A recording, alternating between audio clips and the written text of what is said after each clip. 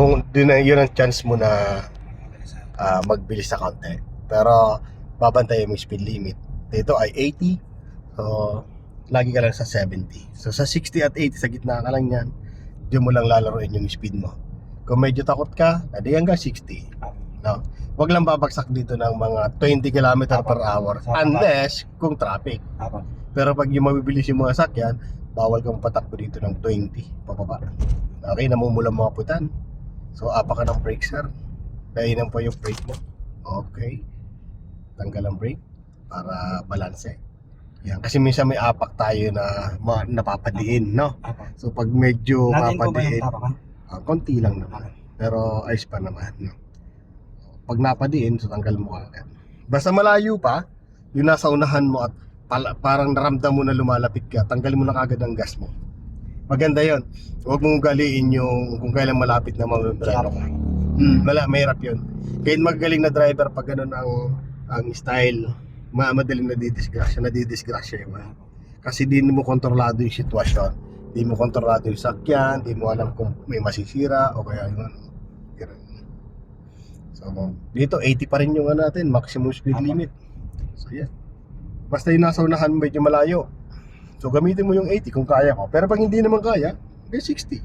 Okay na po yung ganyan distance? Yes po. Napakaganda ng distance mo. Kasi layo yung pagitan, no? Kung makikita mo, kitang-kita mo yung gulong nung sakyan nasa unahan mo. Malayo siya. Ang pagitan niyan ay nasa 5 sasakyan, no?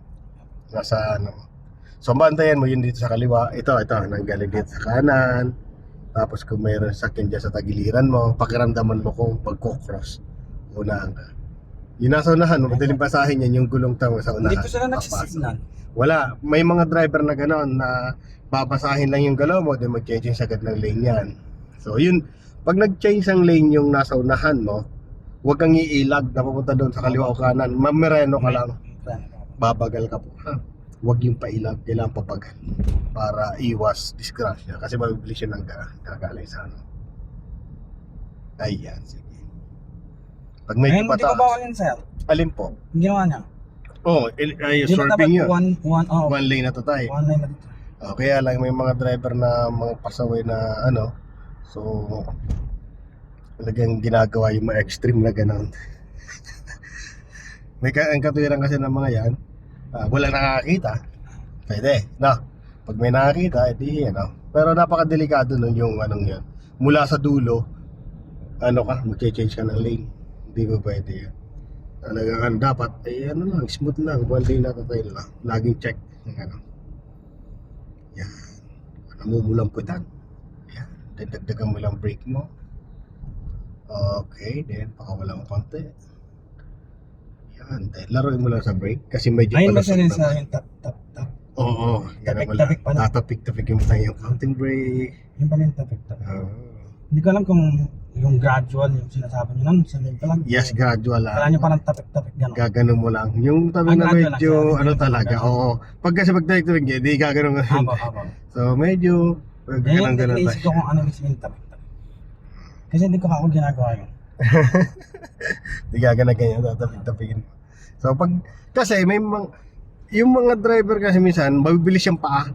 Yung gumaganyan talaga, gumaganyan. Pero yung pagtapik niya, kontrolado talaga, pulsuhan yun eh. Mabilis yung paa niya, pero tapik-tapik lang yung banat noon, pero kontrolado niya.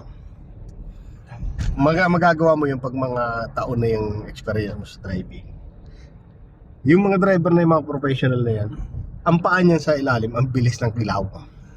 Sa gas, tapos sa brake, sa brake. Pero hindi siya yung talagang didiin. Mabibilis yung galaw talaga ng paa. Mabibilis ang galaw. Minsan, pag magagas sila, bubong. Dama na ng experience, kahit walang tulog mo ngayon. Pero bawal yun saan?